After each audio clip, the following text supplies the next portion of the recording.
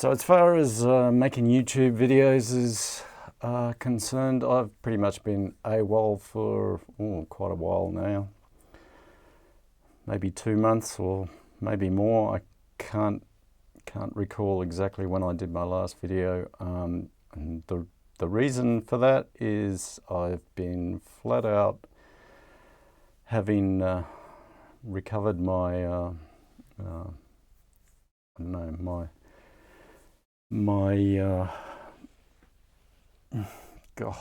mentally blank, I can't think of the right word, but my mojo as far as software development is concerned, my motivation, that's probably what I was trying to think of. Having rediscovered my motivation for developing my software further, I've actually been spending the bulk of my time working on Har-Bal Harmonic Balancer, and in particular what I've been working on is transitioning it toward supporting high channel audio formats, and by that I mean surround sound formats and immersive formats. And I've actually made surprisingly good progress toward that end. The actual process of making that transition is rather complicated, because formerly, as you know, it only basically supported stereo and mono sound formats, and living within the constraints of that limitation, it's actually quite simple from a developer's perspective to how you actually manage the situation, because you basically assume that everything just falls into the mantle of a stereo file format and force it into that if it's a mono file format. You don't have to worry about anything. But if you transition then to saying now you want to support an arbitrary number of channels, whether that's going to be quad, whether it's going to be 5.1, 7.1, 7.1.4. Now you've got a whole issue around how you actually manage those channels, and the fact that you can have a variety of different channel formats. So making the code to actually support that underlying feature within the software is suddenly that much more complicated, because instead before, where you could actually assume that everything's just going to be in a two-channel bus, now it can be anything from a monophonic bus up to what I support is 12 channels. So that's enough to support 7.1.4. So suddenly now you have to consider first, when you actually open your source file, your WAV file, whatever it is, how many channels does it have? Then not only how many channels does it have any metadata in there to tell you what the channel layout is. So you have to know, have to consider the channel layout and then route the appropriate channels to the appropriate channels in your system bus, whatever that's going to be. And then not only that, you have to cater for the fact that it may not have any metadata. The file format might not even allow it. So it might just be 6 channels of data, and then you have to prompt the user with a dialogue to say, what is the channel layout, so that I know that I'm going to route the correct channel data to the correct channels, appropriate channels on the bus.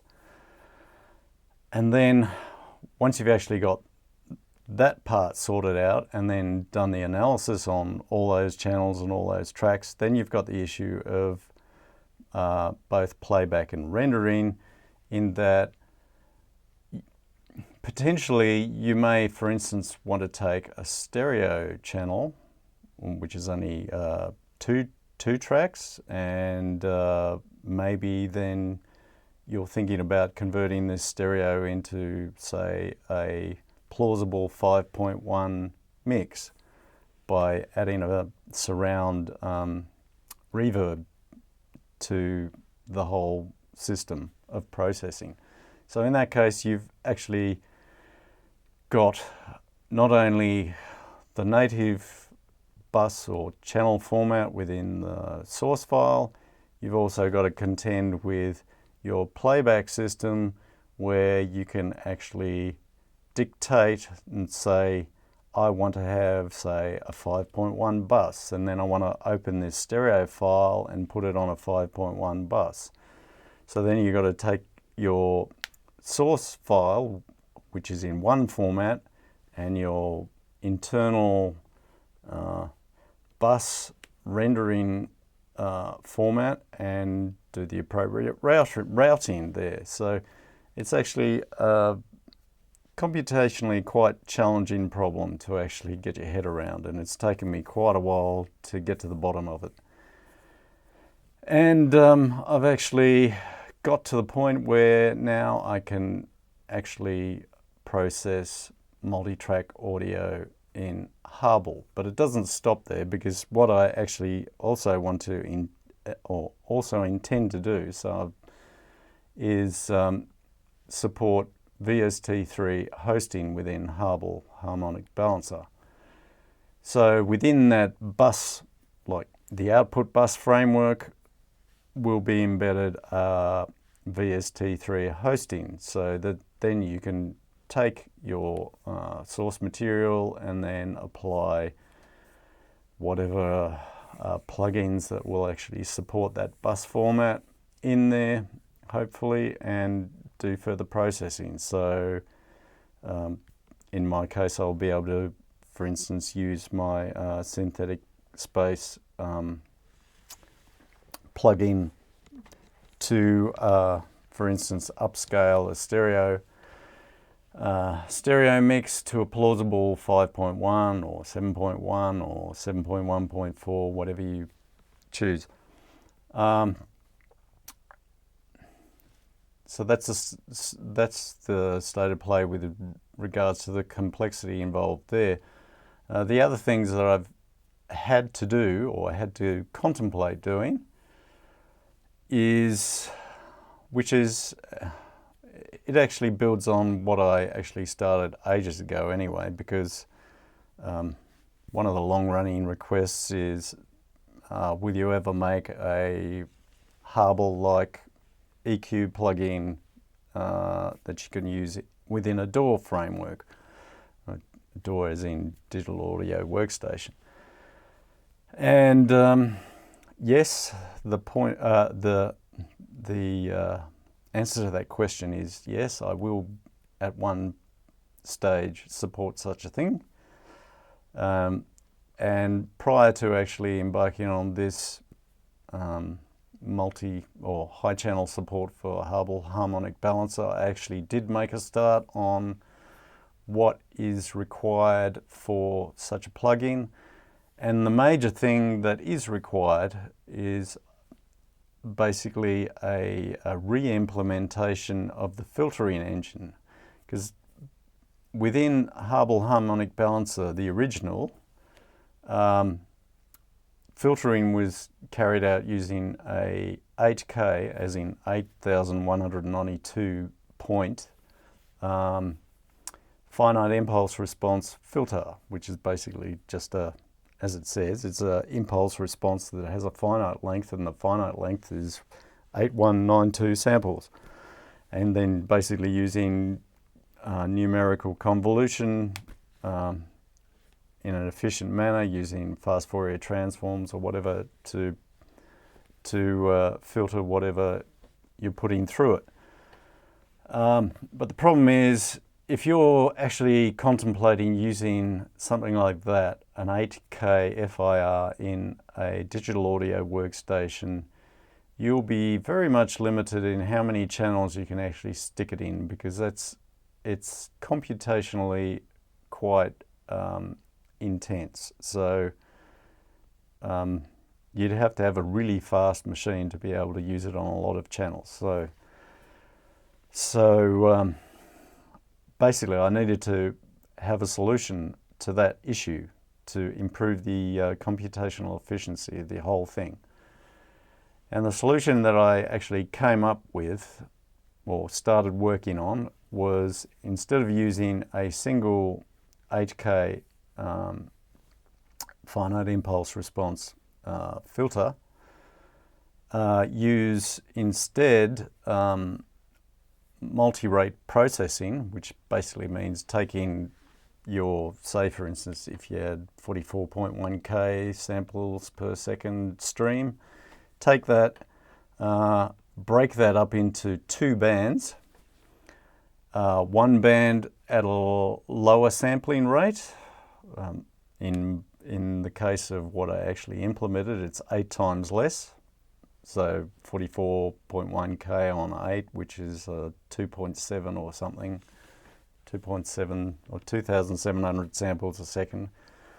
And then the higher portion, which is at the native sample rate of 44.1. So by doing that, then in each of those streams, you can now use smaller finite impulse response filters to essentially get similar, or not exactly similar, not exactly the same, but similar performance in terms of frequency selectivity that's available to you. Because the selectivity, like how narrow a filtering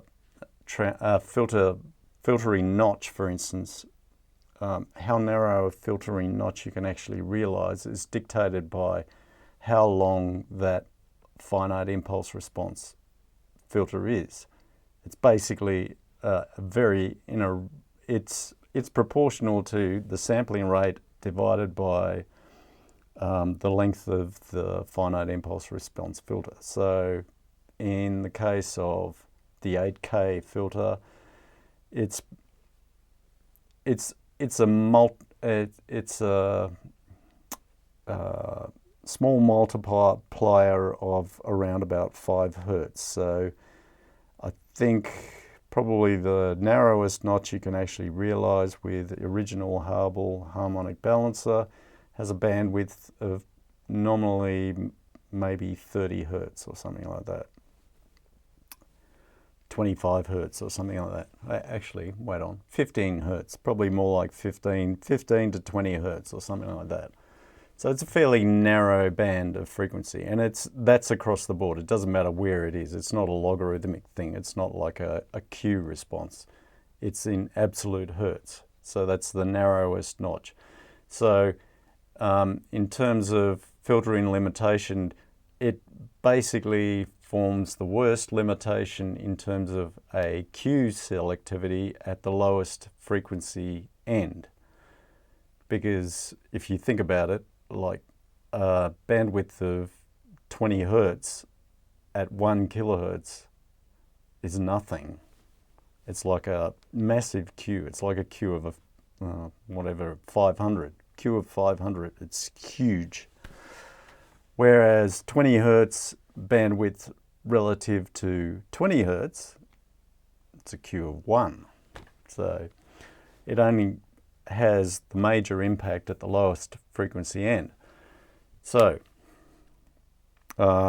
basically what I've done is taken the stream, I've broken it up into two, so you've got the 44.1 that deals with the high frequency stuff, and above, well, the cutoff, where the cutoff actually occurs. Again, the other issue is I want to preserve the ability to have linear phase filtering, basically. Have linear phase, the option of linear phase filtering, or so try and keep that all exactly the same as before. So one thing, what you have to do is if you're going to be doing downsampling, you have to include an interpolation filter to get rid of aliasing on your downsampled stream. And basically, for computational reasons, you can't effectively use a finite impulse response type filter to do that and get the type of computational performance that you want. So basically what I ended up doing is using a sixth order Butterworth and setting my band cutoff at a point where the anti-aliasing attenuation is around 100 dB below. So essentially no aliasing. It'll be below the noise floor in most cases. And to do that, basically you have to, obviously you can't set your filter cutoff at the Nyquist frequency for the low frequency sample rate, which is 2.7 K divided by 2. You have to set it at something substantially lower because there's a substantial transition band. And it turns out that that frequency, that transition band is, if I remember rightly, around 390 Hertz. So basically I've broken my processing up into two bands, one from 390 Hertz down to 0 and one from 390 Hertz up to 20K and above, depending on what the sampling rate is. The native sampling rate is. Actually, and that 390 Hertz is actually relative to a 44.1K. So if you then were processing, say, a 96K stream, it's actually going to be about double that. It's going to be about 800 Hertz because it will scale proportionately with the sampling rate. So now, because I've done that and broken it into two streams of different sampling rates, you can now see that because I said before the so frequency selectivity of your finite impulse response filter is going to be proportional to the sampling rate plus how many points you've got. So because the low frequency cutoff on the high frequency band, the 44.1K, is now 390 Hertz, I don't need the 5 Hertz frequency selectivity, so I can use a shorter finite impulse response filter. And what I've ended up using is a 1K, 1000 point, 1024 instead of 8192 to do that filtering, and proportionally a 1K to do the low frequency one. So in terms of degradation of performance, what happens is the low frequency performance with the 1K filter is exactly the same as it is for the 8K filter, but in the high frequency case it's degraded now compared to the 8K, because now the selectivity of the high frequency filter is now 44.1K divided by 1000, so it's around, and a multiple of that, so it's probably realistically around 100 Hertz or something like that. So it's 100 Hertz. So it's slightly degraded at that point compared to what it was, but it's still perfectly usable. And the benefit of that is now the computational efficiency of that filter is probably in the order of 5 times better. So it's 5 times faster.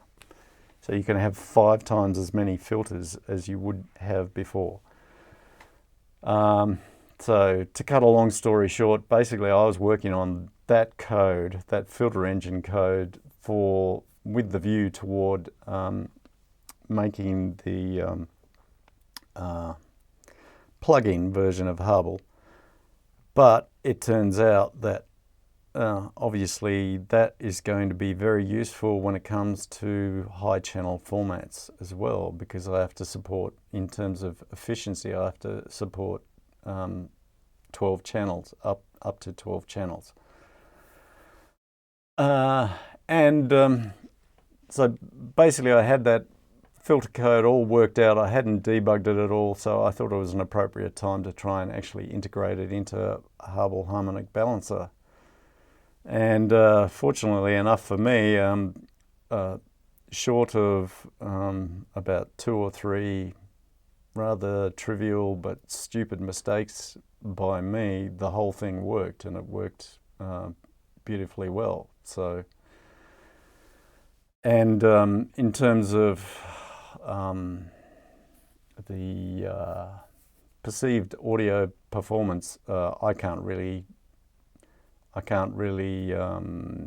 hear any degradation in terms of the performance. I can't see any degradation from the performance if I take an existing track that I've done before and filtered with this new engine and then compare the two spectrum. They look pretty damn close. There's very minor differences, but hardly anything. So that all works fine. And yeah, so the point that I am at now is the filtering is all working, the analysis is all working, the playback is all working, but I haven't started what will no doubt be a fairly complicated process of implementing the VST3 hosting.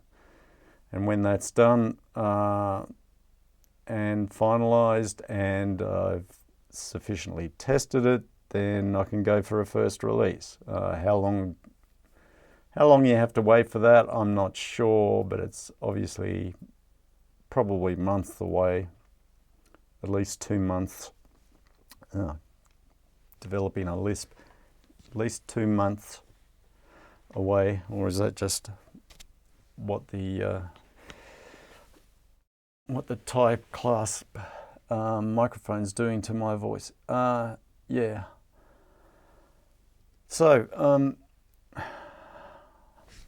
I think it's appropriate now to actually illustrate what I've actually done. Oh, and before I actually get to that, what I have in my demonstration with regard to that is a track of this DVD, basically. Let's get it so there's no reflection. Get my finger out of the way. It is reflecting rather nastily, but Daryl Hall, John Oates, live at the Troubadour. When was it recorded? I can't even remember. I think it's got a published 2008. Yeah, I was actually quite impressed with the concert, but as is the case with a lot of, shall we say,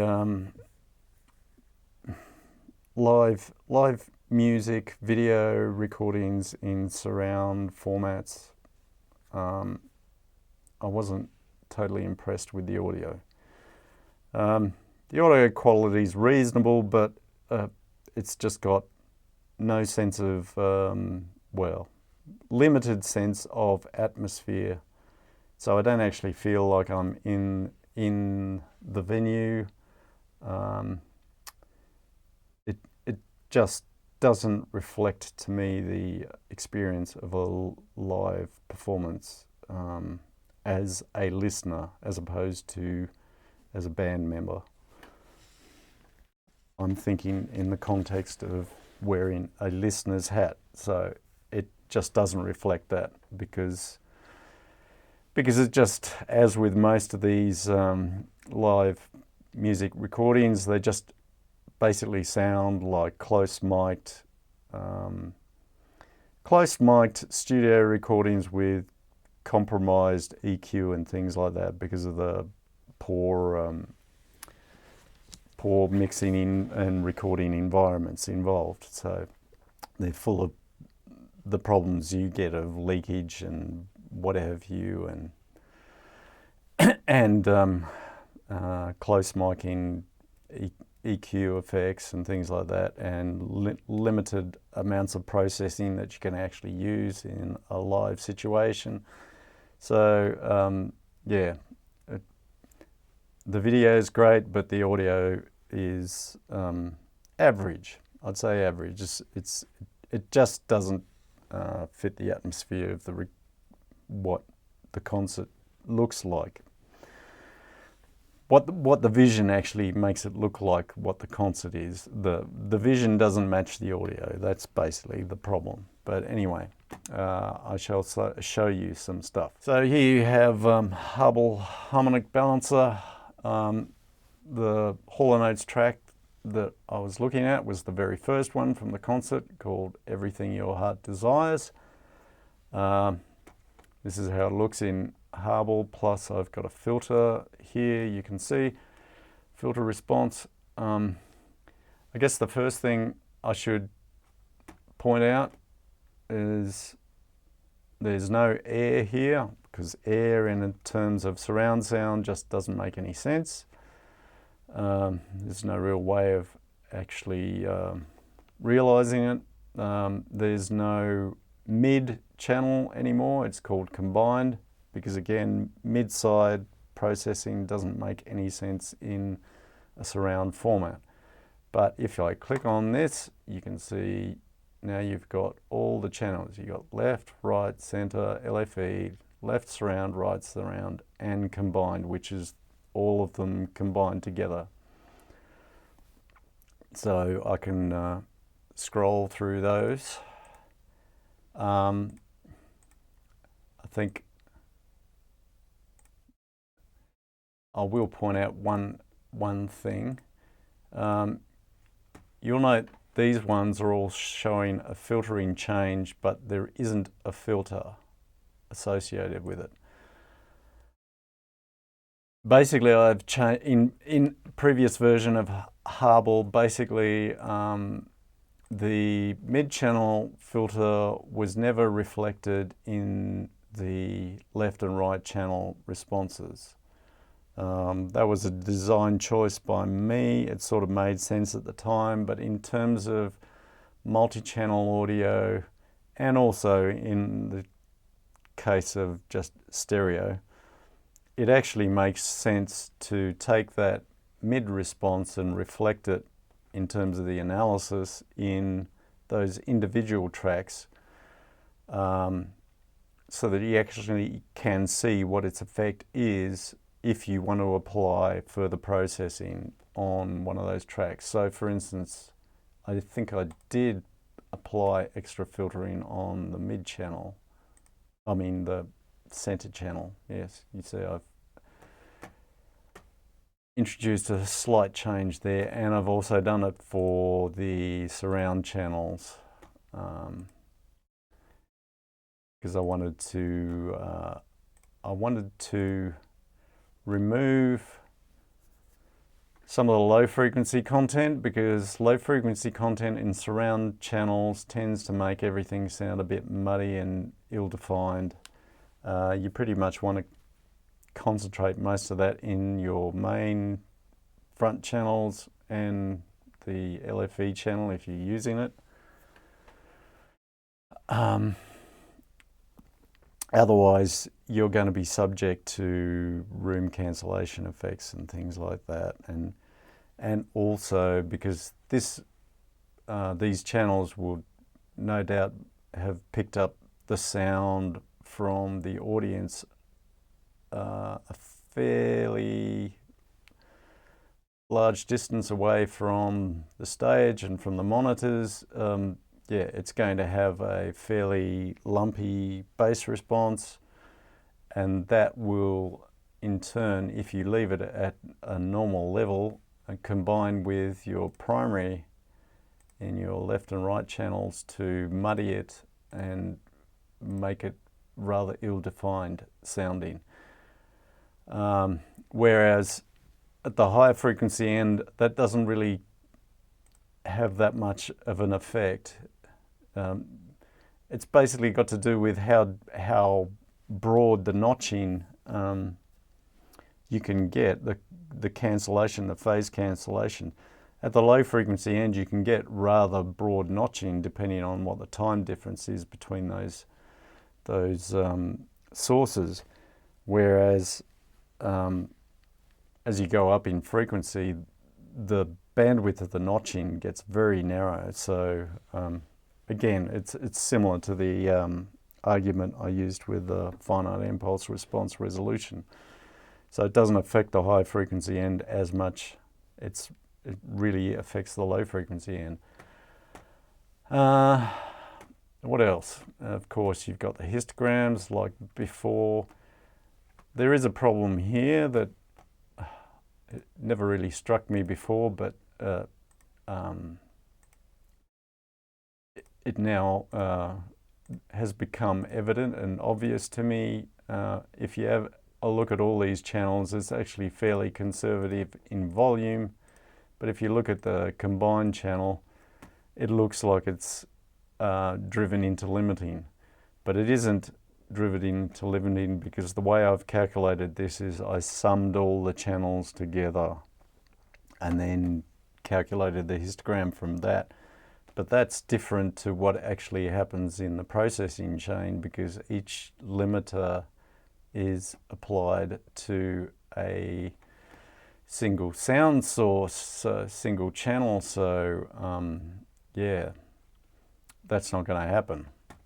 So I need to rejig the way I actually calculate this for the combined channel, because it doesn't really make any sense. I think what I need to do is basically essentially what I need to do is take the binned results of all these channels and sum those to create the combined channel, rather than calculate the bins on the sums of all the channels, because that's not really reflected on how the whole system works. And the other thing that necessarily has changed, as I've mentioned before, is the driver. So now you see you have the ability to select a particular bus format that you're going to be using internally. So I'm choosing 5.1, but if I wanted to upscale it, for instance, I could have chosen 7.1, and the channels, the source channels, will get routed to the correct channels, but I'll leave it at the 5.1 native. Yeah, and of course, so you can adjust the settings, whatever, and that's pretty much it as far as that's concerned. And I guess I can play this to you now. The one thing that is rather strange, it's probably by design, that I've noticed, but I don't quite understand if there's any way of working around it, is basically this is set up to go through my Yamaha surround sound receiver via a HDMI cable. And if I play this, the actual volume that it plays at is about 10 dB lower than what full scale, what it normally is on the source files. So I'm not sure why that is. It records at the right level, everything else is right, it just plays it back at 10 dB below 0 dB, and I can't figure out how to actually alter that. So yeah, if I want to play it back, I basically have to raise my volume level by 10 dB, sorry. So here we go. I'll give you a playback of some of it. Played here. We were supporting our first album, the whole Oats album, and we opened for Harry Chapin. Harry, keep the change. And nothing has changed in here, man. Nothing.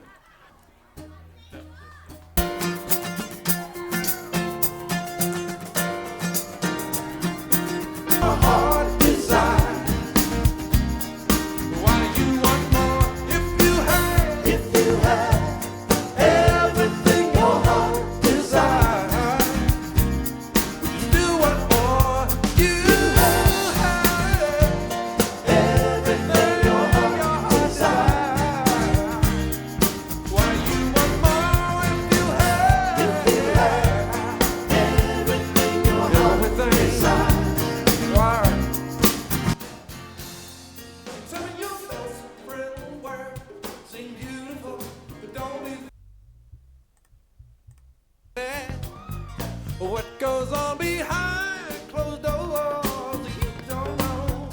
Maybe she cries herself to sleep every night. Surrender the heartbeat that you know so well. Well, ain't what you're looking for. You never know that strange heart just might be.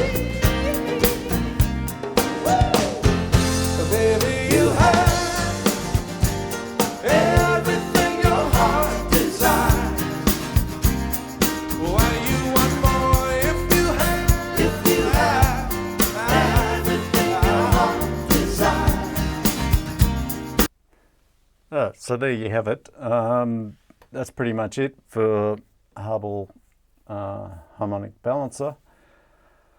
The other thing I can say about this is what you're actually hearing is the binaural rendering via my Yamaha receiver. Actually, originally I would have used probably would have used the Dolby Atmos audio bridge to do that, but my demo license of Dolby Atmos support stuff expired, and interestingly enough, when I actually tried to purchase it via the only purchase channel that Dolby supports, which is Avid, all I get is spinning wheels, and it doesn't actually work. I can't actually purchase it off Avid even if I wanted to, because their system doesn't work, and I tried contacting their support, and their support's absolutely hopeless. It's completely bullshit. So basically I don't have it anymore. So, well, I have it, but I can't run it because I don't have a license. And yeah, well, this actually works pretty conveniently anyway. It's much easier. You just plug it in. So I've just got a cable running from my headphone socket on my receiver to my audio interface device, and line in and using it from that, and it works fine. So now if I go to, I didn't obviously leave it here because I wanted to add more to it in terms of reverb to add the atmosphere and spatial panning. So I've got this session here, which you can see. I've got my video here, I've got my Har-Bal EQ'd tracks here, I've got my original audio here in 5.1, so I can make a comparison between the two. And yeah, that's pretty much it. So, oh, and of course, yes, I suppose I should show that. So again, I've got my spatial pan. Yep, so I've got that, and I've got, just for this mix, this is a sub-mix channel which only deals with this, so I can do the solo comparison. I've got my synthetic space, which you can see the settings there. And yeah, that's pretty much it. I suppose there is, I can show that as well.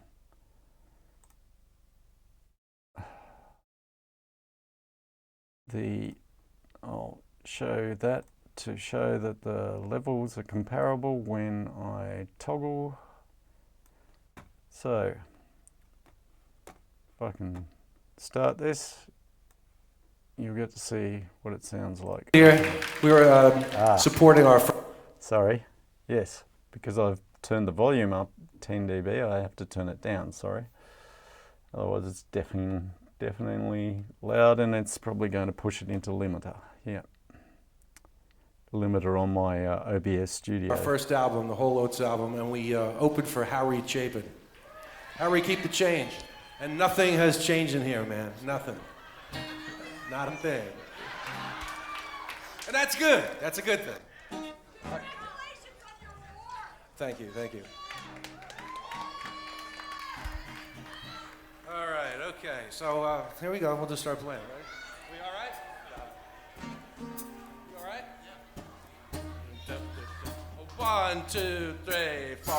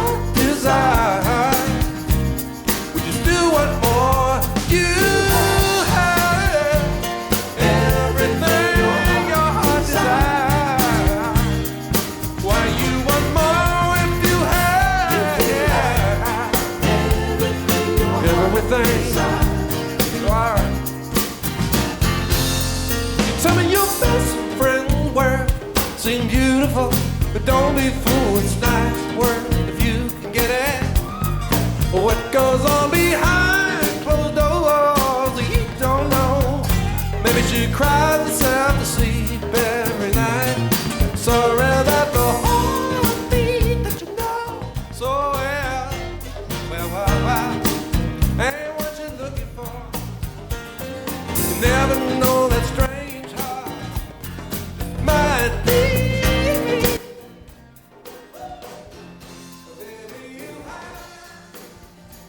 Everything your heart desires.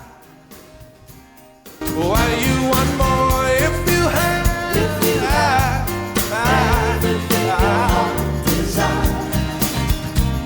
Would you still want more? You have.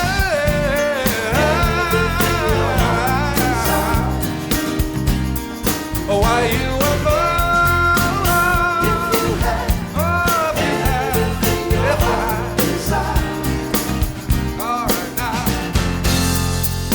Maybe you confess, girl, you see, if you want the world, think of me. No words can help, so don't be sad. Come back, tell me. What you want? What do you have?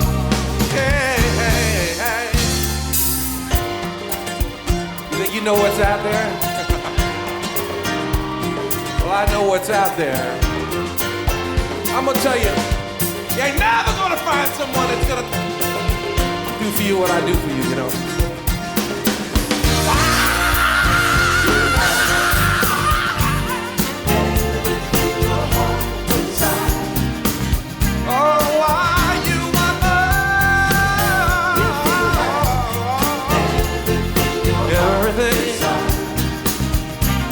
We just do one more. I know what you need. Don't tell me, baby. Help me, girl. I wanna give it to you, baby. What you want more? Everything.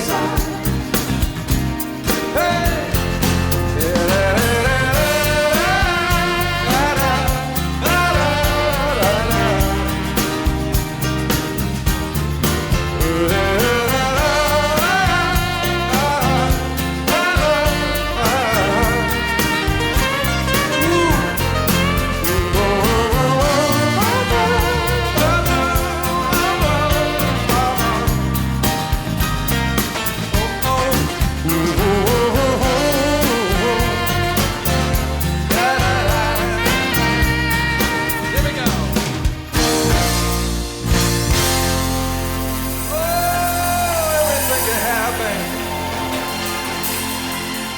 Let your heart decide. Money right now.